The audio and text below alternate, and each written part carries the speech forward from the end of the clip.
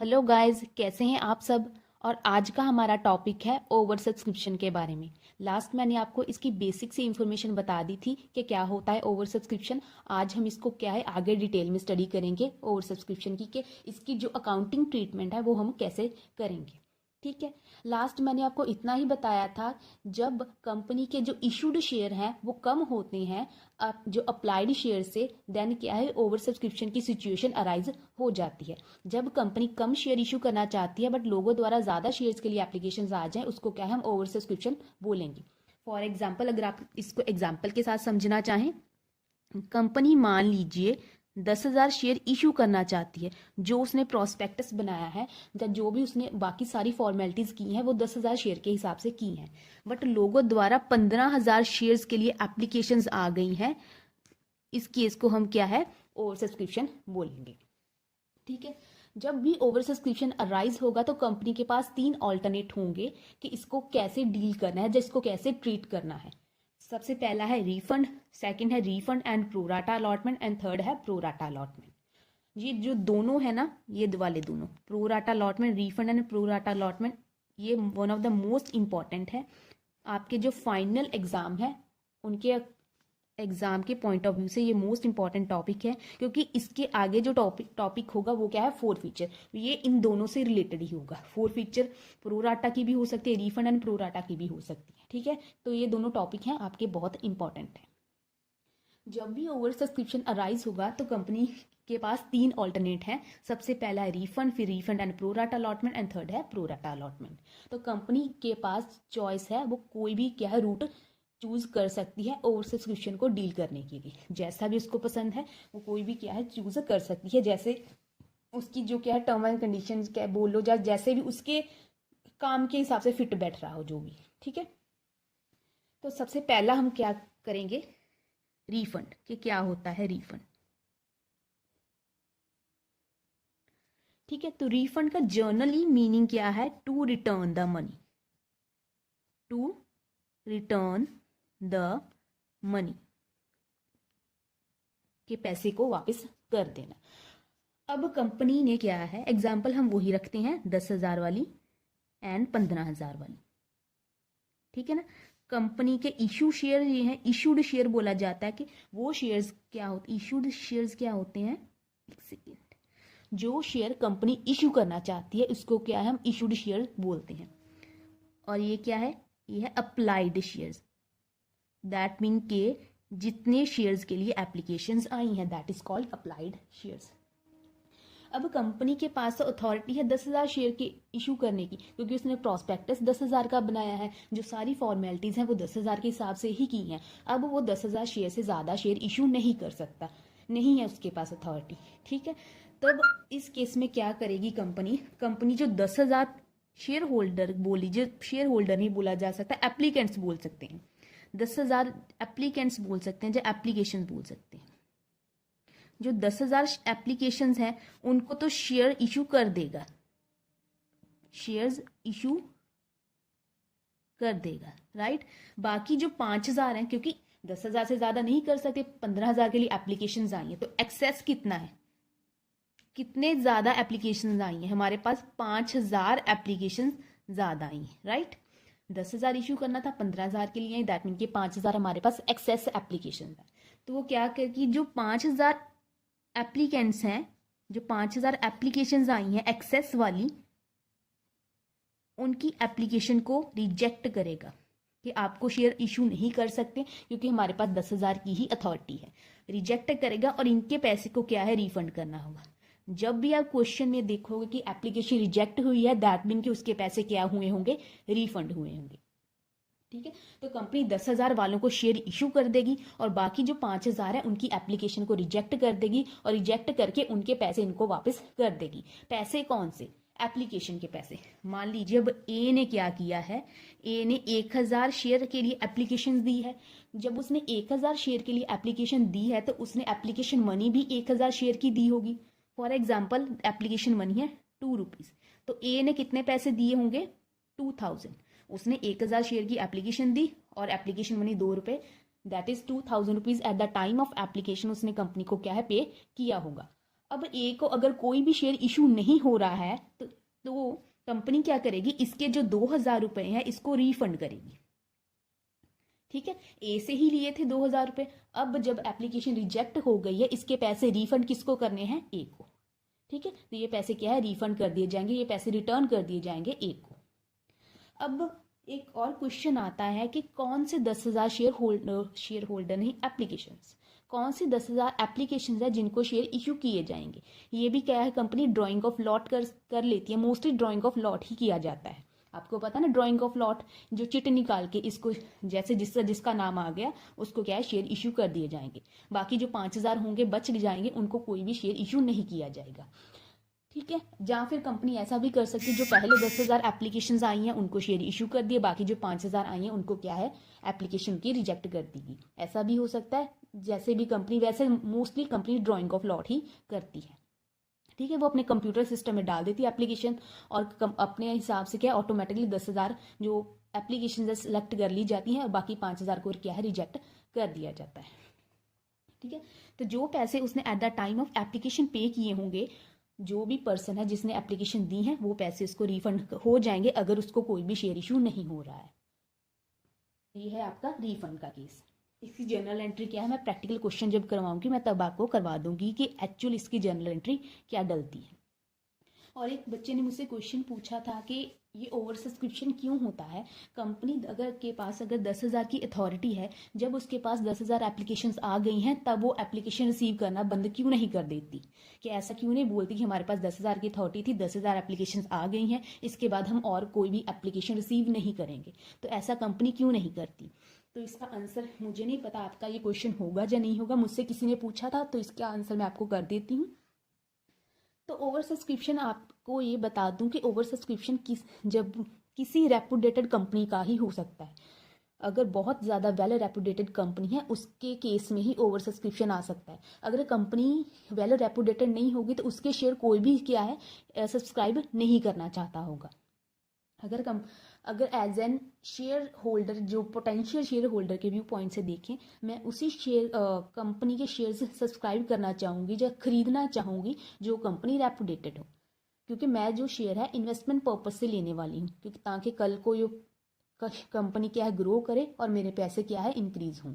अगर company well reputed नहीं होगी तो उसके शेयर्स कोई भी नहीं खरीदना चाहेगा। अगर कंपनी रेपुटेटेड है तो ये क्या है अच्छी रेपुटेशन को ही डिनोट करता है कि वो 10,000 शेयर इशू करना चाहती है, बट लोग क्या है 15,000 आ गए हैं कि हमें भी चाहिए, हमें भी चाहिए, हमें भी चाहिए। ऐसा क्यों है, क्योंकि अच्छी होगी कंपनी, इसीलिए क्या है ऐसी चीज़ राइज हुई है। और दूसरी चीज़ ये है कि जब भी शेयर क्या है कि हम जो प्रोस्पेक्टस इशू करते हैं उसमें लिखा होता है कि जो सब्सक्रिप्शन है वो कितने टाइम के लिए ओपन रह रही है, like 7 days, 21 days, 10 days, 11 days.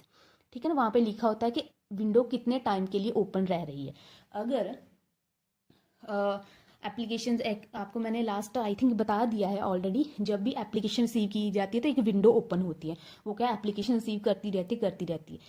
अगर वो 7 दिन लिखा है तो विंडो 7 दिन ही ओपन हो रहेगी, चाहे हमारे 10,000 शेयर पहले दिन ही क्या है सब्सक्राइब हो चुके हों, डजेंट मैटर। चाहे हमारे जो 10,000 शेयर हैं वो पहले दिन ही हमें एप्लीकेशन मिल गई हों, फिर भी हमें वो विंडो 7 दिन के लिए ओपन रखनी पड़ेगी, क्योंकि हमने प्रोस्पेक्टस में ऑलरेडी लिख दिया है कि हमारी विंडो 7 दिन के लिए ओपन रहने वाली है।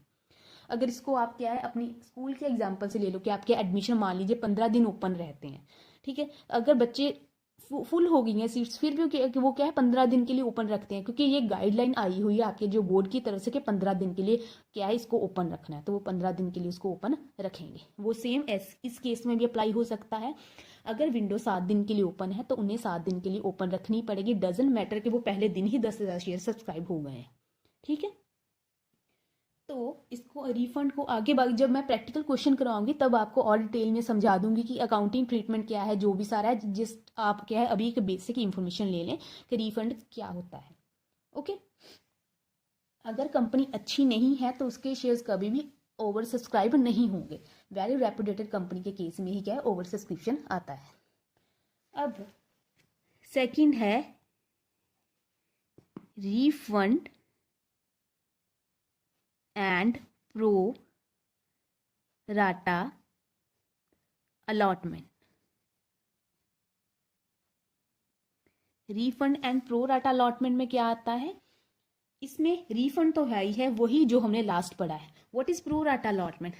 प्रो राटा अलॉटमेंट क्या होता है, सबको शेयर इश्यू करना, चाहे थोड़े थोड़े ही करो,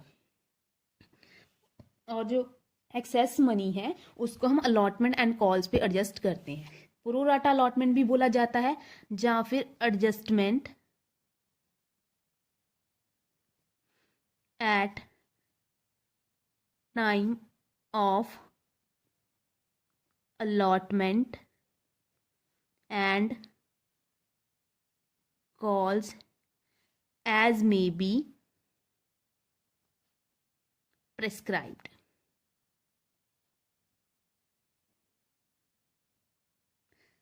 ठीक है, प्रो राटा अलॉटमेंट भी बोलते हैं, या फिर adjustment at the time of allotment and calls as may be prescribe.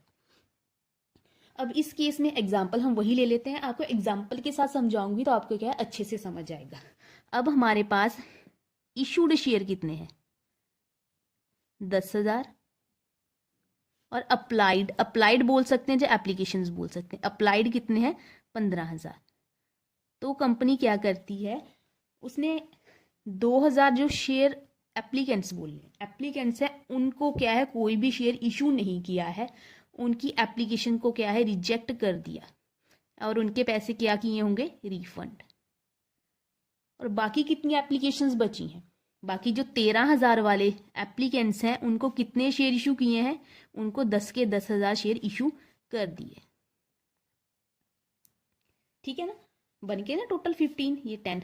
2,000 वालों को कोई भी शेयर नहीं दिया, उनकी एप्लीकेशन को रिजेक्ट कर दिया और पैसे को रिफंड कर दिया, और बाकी जो 13,000 बचे हैं उनको 10,000 शेयर क्या है इशू कर दिए। कैसे किए, अगर मान लीजिए ए पर्सन है, उसने 1,000 शेयर के लिए अप्लाई किया, उसको 700 दे दिए कि तुम 700 रख लो। ठीक है, कोई बी पर्सन है, उसने 300 शेयर के लिए अप्लाई किया, उसको 200 दे दिया। ऐसे करके सबको शेयर दिए जाएंगे, बट थोड़े कम दिए जाएंगे। ठीक है ना, सबको शेयर मिलेंगे बट थोड़े थोड़े मिलेंगे, that is called pro rata allotment. ठीक है, सबको शेयर देने हैं बट थोड़े थोड़े देने हैं, उसको प्रो राटा अलॉटमेंट बोला जाता है। इस केस में adjustment at the time of allotment and calls as may be prescribed, इसका क्या मतलब है, अभी आपको समझा देती हूँ। हम एक ही एग्जाम्पल ले लेते हैं। अब ए पर्सन है, उसने 1,000 शेयर के लिए एप्लीकेशन दी है, तो एप्लीकेशन मनी कितनी दी होगी, एप्लीकेशन मनी हम मान लेते हैं 2 रुपीज। तो उसके कितने पैसे दिए होंगे उसने eight the time of application, 2,000 रुपये कंपनी को दिए होंगे। ठीक है ना, 1,000 शेयर वो खरीदना चाहता है, तो 2 रुपये एप्लीकेशन मनी है पर शेयर, तो उसने कितने दिए होंगे, 2,000। बट कंपनी ने क्या बोला कि हम प्रो राटा अलॉटमेंट कर रहे हैं, हम तुम्हें 1,000 नहीं 700 दे पाएंगे। तो उसने बोला है ठीक है, तो 700 शेयर के कितने पैसे बनते हैं, 1,400 रुपये। तो ए ने बोला कंपनी को, मैंने तो तुम्हें 1,000 शेयर के हिसाब से पैसे दिए थे, बट तुम तो मुझे 700 शेयर दे रहे हो, और 700 शेयर के पैसे कितने बनते हैं, 1,400 रुपये। जो मेरे एक्सेस पैसे हैं, मुझे 600 रुपये ज्यादा दिए हैं ए ने, ये मुझे रिफंड कर दो। ए ने बोला मुझको रिफंड कर दो। तब बोल ऐसा रिफंड, ऐसे चलो काट ही लो उसको। ठीक है, ए ने 2,000 रुपये दिए हैं और उसके पैसे बनते कितने, एक्चुअली 1,400 रुपये। एक्सेस पैसे ए ने कितने दिए, कितने ज्यादा पैसे दिए, 600 रुपये। ये जो 600 रुपये हैं कंपनी उसको वापस नहीं करती है, उसने जब अलॉटमेंट मनी देनी है तो उसमें अलॉटमेंट मनी में से ये 600 रुपये क्या है एडजस्ट हो जाएंगे। अगर आपको अभी भी समझ नहीं आया कोई बात नहीं, आपको जब प्रैक्टिकल क्वेश्चन कराऊंगी तब आपको ये अच्छे से समझ आएगा। ठीक है, ये जो 600 रुपये हैं कंपनी उसको वापस नहीं करेगी ए को, जब वो अलॉटमेंट मनी ए ने देनी है कंपनी को तो वो क्या 600 रुपये कम देगी।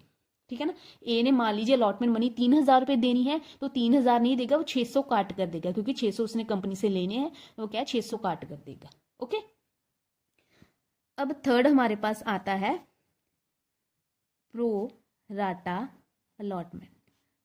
सेम जो मैंने ऊपर आपको समझाया, प्रो राटा अलॉटमेंट क्या होती है, सबको शेयर देने हैं पर थोड़े थोड़े देने हैं।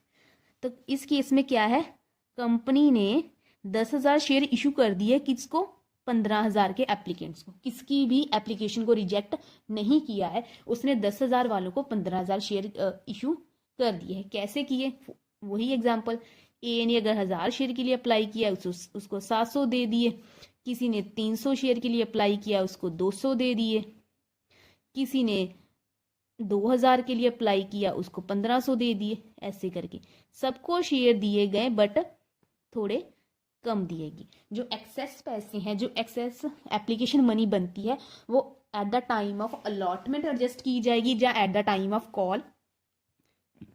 जो एक्सेस पैसे बनते थे 600 रुपये, वो अलॉटमेंट पे एडजस्ट होंगे, कॉल्स पे एडजस्ट होंगे, जैसे हमें क्वेश्चन में बताया होगा हम वैसे ही इसकी एडजस्टमेंट कर देंगे। ठीक है, तो बाकी जो ठीक है ना, इसका आगे कुछ और बताने को है ही नहीं। बाकी जब मैं आपको प्रैक्टिकल क्वेश्चन करवाऊंगी तभी आपको समझाया जा सकता है। ये जस्ट एक बेसिक इन्फॉर्मेशन थी जो मैंने आपको बतानी थी। अगर आपको नहीं समझ आया कोई बात नहीं, जब जब प्रैक्टिकल क्वेश्चन करेंगे तो आपको ईजिली समझ आ जाएगा। तो आज के लिए हम इसकी बेसिक इन्फॉर्मेशन ही थी ओवर सब्सक्रिप्शन की, तो आज के लिए इतना ही रखते हैं। Thank you so much. अगर कोई फिर भी आपकी कोई क्वेरी है या कोई आपकी प्रॉब्लम है तो आप क्या है मुझे डीएम कर सकते हैं मेरे इंस्टाग्राम चैनल पर, या मुझे क्या है कमेंट सेक्शन में बता सकते हैं। तो आज के लिए इतना ही।